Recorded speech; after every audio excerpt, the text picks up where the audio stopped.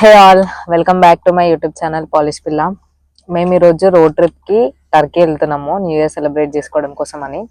మేమైతే కార్లో వెళ్తున్నాము. మేము వెళ్ళే దారిలో ఒక 6 కంట్రీస్ అట్లా కవర్ అవుతాయి అంట. సో చూద్దాం ఎట్లా ఉంటుంది ఈ జర్నీ అని.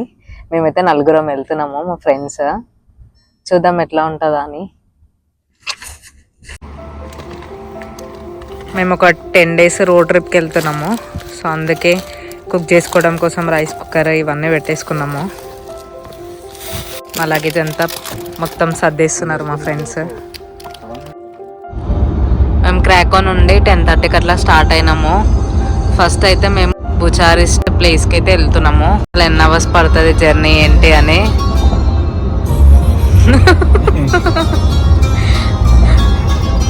మా ఫ్రెండ్ ఇంకొక ఆయన వండుకున్నాడు. నా హస్బెండ్ అయితే బిజీగా ఉన్నాడు ఫోన్లో. మా ఫ్రెండ్ వినీష్ ఏమో డ్రైవ్ చేస్తున్నాడు. ఇప్పుడే జాకోపానికి అయితే వచ్చినాము. ఇది క్రాకో నుండి ఒక 100 kilometers దూరంలో ఉంటుంది. మామూలుగా అయితే ఈ జాకోపానీలో చాలా చల్లగా ఉంటుంది, స్నో కూడా చాలా ఎక్కువ ఉంటుంది. కానీ స్నో చాలా తక్కువ ఉంది ఇక్కడ. అందుకే మేము ఉన్న ప్లేస్లో కూడా స్నో అసలు ఒకటేసారి పడింది. చాలా తక్కువ ఉంది ఈసారి స్నో. ఫుల్గా స్నో చూసే అవకాశం లేనట్టుంది ఈసారి మాకు. అందుకే అట్లీస్ట్ ఎక్కడైనా స్నో పడితే చూద్దాము అని చెప్పేసి ట్రిప్ ప్లాన్ చేసినాము.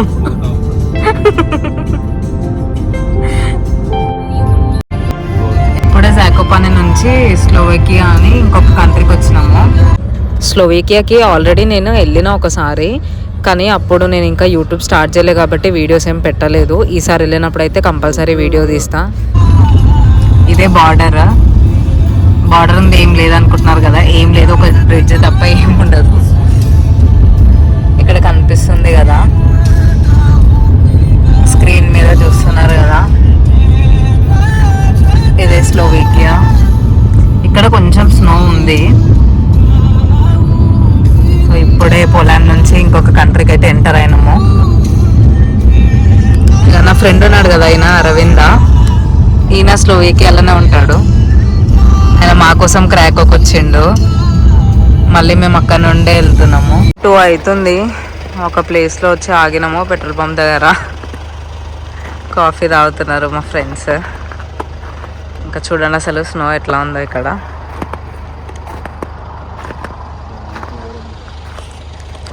ఫుల్ పడినట్టుంది స్నో ఇక్కడ.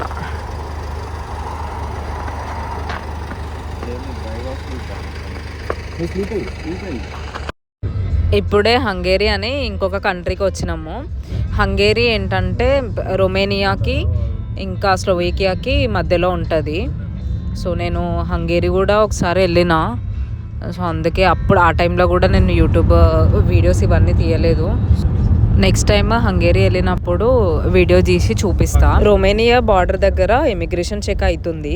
ఇంతకుముందు ఇది యూరోపియన్ యూనియన్లో కలిసి ఉండకపోతుండే, ఇప్పుడు యాడ్ అయింది కాబట్టి జస్ట్ మన పాస్పోర్ట్ ఒకటి చెక్ చేస్తున్నారు, లేదంటే వీసా కూడా కావాలి. పోలాండ్ టైంకి ఇండియా టైంకి డిఫరెన్స్ 4.5 hours అయితే రొమేనియాకి ఇండియాకి 3.5 hours ఉంది డిఫరెన్స్. ఇక్కడ కరెన్సీ లే లాగా, ఇక్కడ కరెన్సీని లే అంటారు. ఒక్క లే 18 rupeesతో. ఇంకా అట్లా ఎంటర్ అవ్వగానే ఒక కాఫీ తాగుదామని చెప్పేసి ఒక దగ్గర ఆగినాము. సో ఇక్కడ కాఫీ తీసేసుకొని మళ్ళీ స్టార్ట్ అయిపోయినాము. ఇంత చల్లగా ఉన్నప్పుడు టీ అయినా కాఫీ అయినా తాగకుండా ఉంటాము. ముందుగా అనిపిస్తుంది కదా ఈ వెహికల్, ఇది సాల్ట్ వేస్తుంది అనమాట రోడ్డు మీద. స్నో ఉన్నప్పుడు ఇట్లా సాల్ట్ వేస్తారు, అంటే దొడ్డుప్పు వేస్తారు. ఇది ఎందుకు వేస్తారు అని అంటే స్నో కరిగిపోతుందంట, ఇంకా అట్లనే గ్రిప్ ఉంటుంది అని చెప్పేసి, లేకపోతే స్లిపరీ ఉంటుంది. ముందుగా అనిపిస్తుంది కదా, ఇక్కడ ఒక వెహికల్ యాక్సిడెంట్ అయింది అనమాట. స్నో వల్లనే మేబీ స్కిడ్ అయినట్టుంది. సో దానికోసం అట్లా నైట్ అంతా జర్నీ చేసుకుంటా ఒక దగ్గర ఆగినాము. ఇక్కడే ఫ్రెష్ అయిపోయి ఏమన్నా తిందామని చెప్పేసి ఆపినుండే. మేము ఆల్మోస్ట్ 17 hours జర్నీ చేసి. ఈ చికెన్ పిజ్జా తీసుకుంటున్నా నేను. ఇది ఒక 16 లే ఉంది, మా స్లాట్లో అయితే 16 బ్లాకే అంట. సో చూద్దాం, ఒక దగ్గర ఆగినాం మేము తినడానికి. ఇందాకనే బ్రష్ చేసుకున్నాం, తినాలి, చూద్దాం ఇట్లా. నేనైతే ఫస్ట్ టైం ట్రై చేయడం.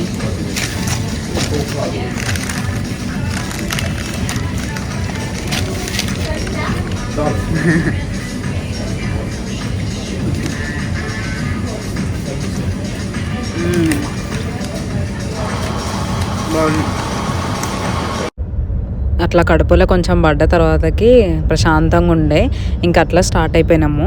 మేజర్గా మేము పోలాండ్ నుంచి టర్కీకి రోడ్ జర్నీ ఎందుకు ప్రిఫర్ చేసినాము అని అంటే, రొమేనియా అండ్ బుల్గేరియా కంట్రీస్ మేము ఇప్పటివరకు విజిట్ చేయలేదు. సో ఇట్లా రోడ్ జర్నీలో బాగుంటుంది అని చెప్పేసి అన్నారు. ఇట్లా మౌంటైన్స్, చిన్న చిన్న టౌన్స్, ఇవన్నీ వ్యూస్ బాగుంటాయి అని చెప్పేసి చెప్తే, సో అట్లా రోడ్ జర్నీలో వెళ్తున్నాము. ఫ్లైట్లో వెళ్ళొచ్చు టర్కీకి వెళ్ళాలనుకుంటే, కానీ ఇవన్నీ మిస్ అవుతాం కదా, అందుకోసం అని చెప్పేసి రోడ్ జర్నీ ప్రిఫర్ చేసినాము. ఇంక ఇది స్నో టైం కాబట్టి ఇంకా బాగుంటాయి వ్యూ అనేసి ఇట్లా వెళ్తున్నాము. ఈ ముందు కనిపిస్తున్న వ్యూ చూడండి అసలు ఎంత బాగుందో. మేమైతే పోలాండ్ నుండి రొమేనియా వరకు అన్ని క్లైమేట్లు ఎక్స్పీరియన్స్ చేసినాము. ఒక దగ్గర స్నో పడుతుంది, ఒక దగ్గర వర్షం పడుతుండే, ఒక దగ్గర గాలి ఉండే, అట్లా అన్ని క్లైమేట్స్ ఎక్స్పీరియన్స్ చేసినాం మేము. బాగుండే అసలు ఈ ఒక్క జర్నీలోనే పోలాండ్ నుండి రొమేనియా వరకు ఇంత ఎక్స్పీరియన్స్ చేసినాము. ఇంకా ముందు ముందు ఎట్లా ఉంటుందో ఫుల్ ఎగ్జైటెడ్గా ఉంది.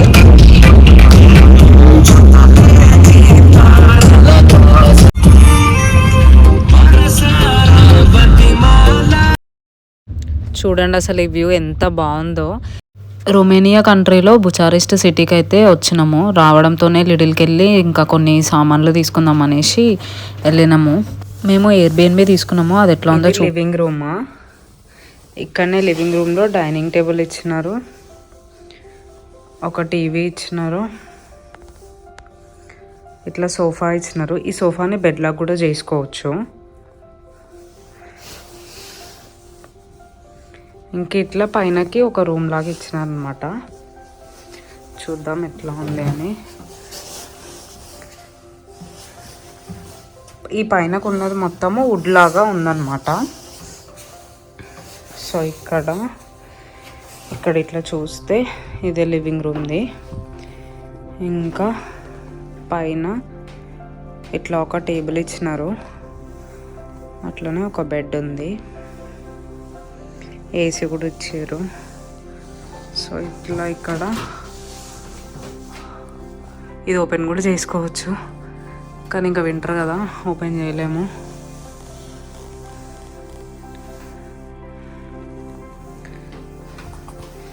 బాగుంది రూము. మేమైతే ఒక నలుగురం ఉన్నాం కాబట్టి మాకు ఇది సరిపోతుంది.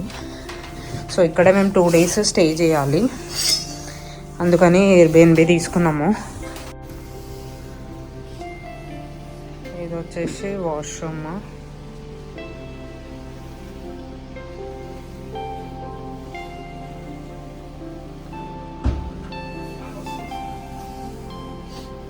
ఫస్ట్ కిచెన్లో వాళ్ళు మనకి ఏమేమి ఐటమ్స్ ఇచ్చినారో అని చెప్పేసి చూపిస్తా రా. ఇది వచ్చేసి కాఫీ మెషిన్. ఇది చూడండి స్పూన్స్ది క్లాక్ లాగా ఎట్లా ఇచ్చినారో. ఇవి మనం తీయొచ్చు, ట్రై చేద్దాం. అది తీయడానికి రావట్లేదు, అయితే ఇది షో పీస్ అనమాట, వాచ్ లాగా ఉంది.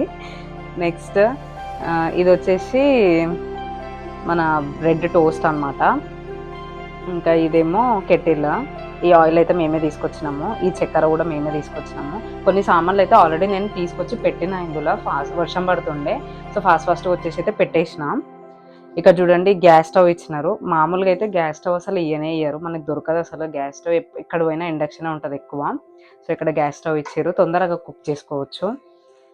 ఇంకా గ్రిల్ కూడా ఇచ్చినారు, ఇక్కడ గ్రిల్ పెట్టుకోవడం కోసం అని చెప్పేసి అవేనుంది.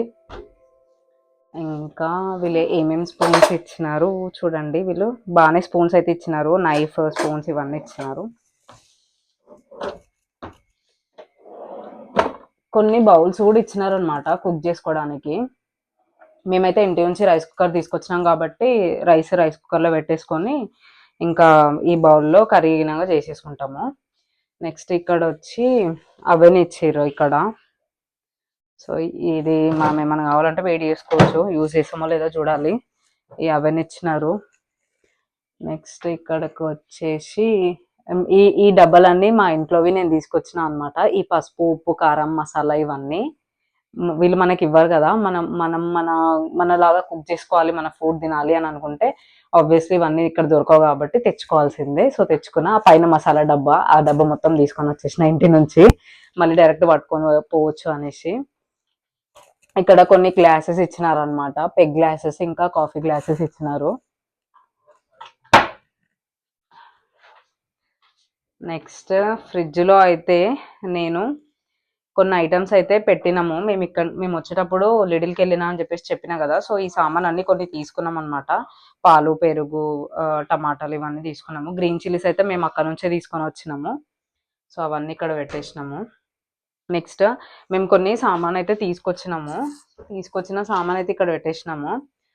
రైస్ బ్యాగ్ తీసుకొచ్చేసినాము, ఆనియన్స్ ఇవన్నీ. అయితే ఈ 2 days బంద్ అనమాట. ఇక్కడ ఫెస్టివల్ కదా, ఈ 2 days బంద్ అని చెప్పేసి సామాన్ అన్నీ ముందే పట్టుకొని వచ్చినాము, ఫ్రూట్స్ ఇవన్నీ.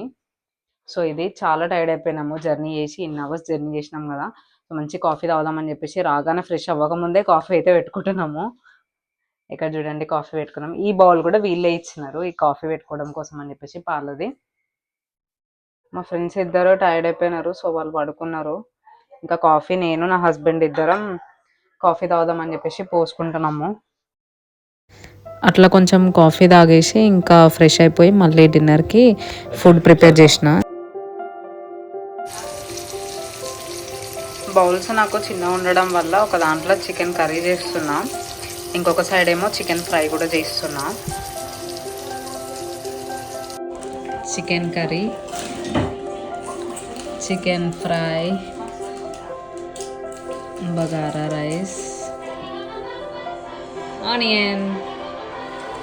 వెయిట్ చేస్తున్నా మా ఫ్రెండ్స్. ఇట్లా వేరే కంట్రీలో మన ఫుడ్ని ప్రిపేర్ చేసుకొని తింటే ఆ ఫీలింగే వేరుంటుంది కదా. మనము ఎట్లాగో బయట తినలేము వాళ్ళ ఫుడ్. సో మన ఫుడ్ తినడం చాలా బెటర్, మనీ కూడా సేవ్ చేసినట్టు అవుతుంది. సో రేపు మేము ఇంకా అన్ని ప్లేసెస్ తిరగాలి బుచారెస్ట్లో. నెక్స్ట్ వీడియో నేను అప్లోడ్ చేస్తాను అసలు ఏమేమి ఉన్నాయని. Thank you for watching. Subscribe చేసుకో బ్రో.